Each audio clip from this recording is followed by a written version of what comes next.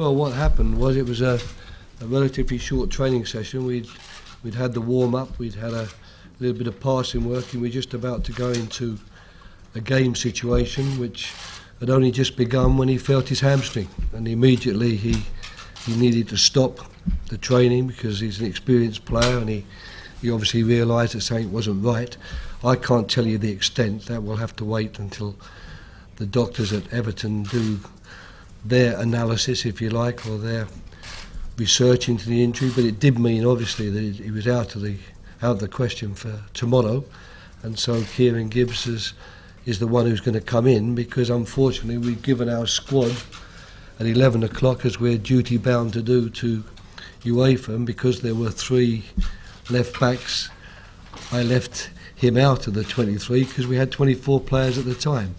As it turns out, it's a pity that now we can't use him.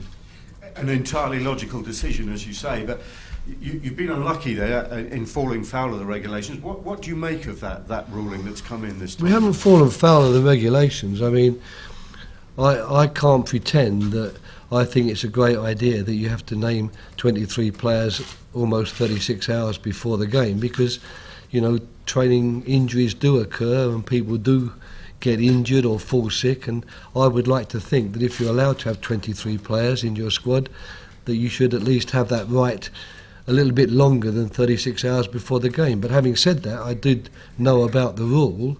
My hope was that because we were only 25 minutes late, if you like, when we applied to bring Luke back into the squad, that maybe UEFA would look at that and say, well, it's a reasonable request and we can show some flexibility. But they decided that wasn't possible, that the rule is the rule, and 11 o'clock was the deadline, and because the injury had occurred at 25 minutes past 11, we'd missed it.